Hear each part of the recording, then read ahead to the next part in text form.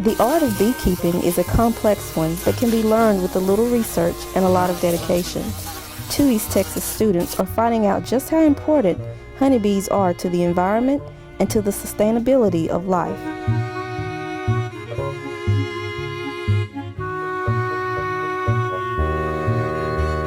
The other one. And this is what Hayden Wolf, a 17-year-old homeschool student in Big Sandy, received a scholarship from the East Texas Beekeepers Association and is the organization's 2013 Honey Queen. She and her father maintain beehives at the family's rural home, and she speaks to local schools about the role bees play in our lives. I got interested, it was back in when my family and I lived in New Jersey. Well, it actually started when I was really young. We had these honeybees that would come to our yard. We didn't have many honeybees since we were in suburbia, and they would come on the little flowers, and I always thought they were really cute. And so I would pet them on their fuzzy little backs because I thought they were adorable, and they never stung me. So I kind of always liked honeybees. And then my mom and I started going to a local beekeeper to get honey from him, and he took me out into his hives a couple times. We didn't wear any bee suits or anything. He just had his smoker and his hive tool, and he manipulated the hives, went through the hives, and he showed me the different bees in the hive and kind of taught me a little bit about beekeeping. And I thought they were really neat, and I thought someday I want to be a beekeeper. Martha Jeske, also 17, happened to learn about the ETBA's scholarship program and signed up to help her dad, who had interest in beekeeping. She's the group's honey princess.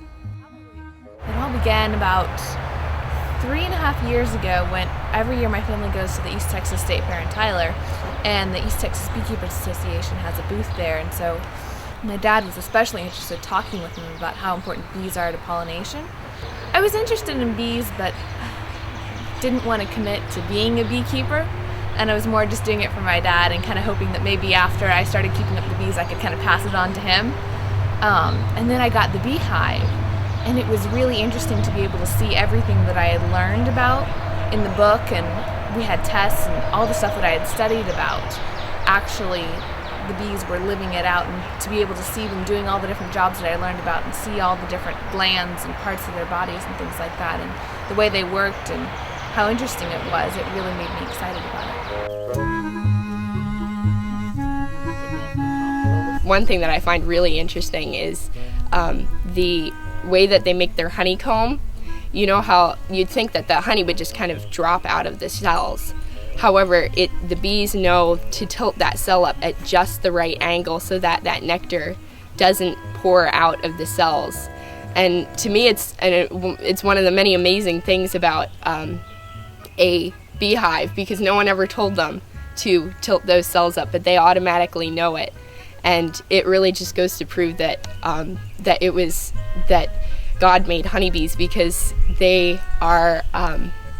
No one ever told them to do that, and if they had tried making a hive without tilting those cells up right, and they would have poured out, the honeybees wouldn't exist. So if you took any one thing out of a beehive, then the honeybees wouldn't exist, because they need every aspect of the beehive that they do. Everything that they do in the beehive, they need to exist. There's no new brood in there. It's all old brood. Yeah. That's so bizarre. If you come over here, there's. Oh, just look real quick, see if the queen shows up anywhere. That's a ground brood too. Yeah, here. There you go. You want the frame up there? No. Down. You can see in here the white stuff.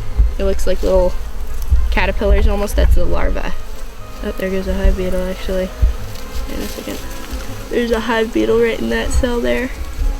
It's just about to peek his head out.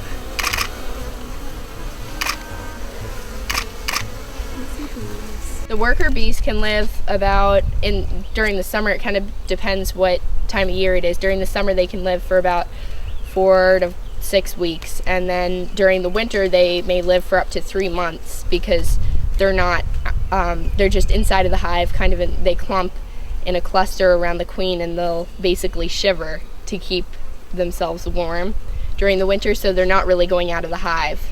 But during the summer, when they're working and outside of the hive a lot, they will actually basically work themselves until their wings fall off and until they die.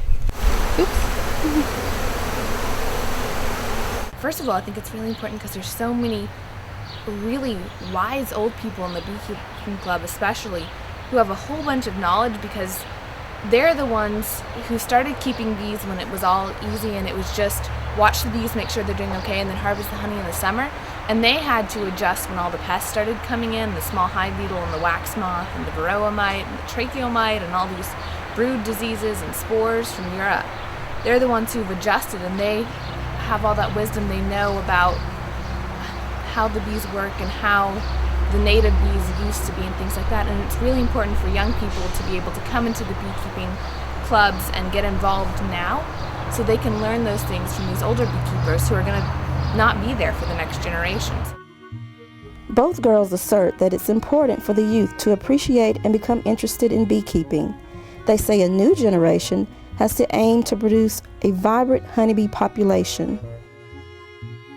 You may not be getting the real deal if you buy it at a store. To ensure you have raw honey, get it from a beekeeper. The best way to know if you're buying pure honey is to get it from a beekeeper that you know, and you know they have beehives and that it is raw honey. If you're buying it at the store or at the supermarket, you can't be 100% sure if that's pure raw honey, because it could have been, most honey in the supermarket comes from other countries, and so if you buy it at the supermarket, you don't know if you're getting real honey. And so the best way to know is to buy it from a beekeeper in your area, and to know that they have beehives. And you can ask the beekeeper that you're getting it from, if you see them on the roadside selling honey or something, you can ask them if you can see their beehives. And if they say, oh sure, that I have beehives, you can come see them if you want, then you know that they're really a beekeeper. But if they don't like that idea and are like, nah, then you're not sure if they actually are beekeepers.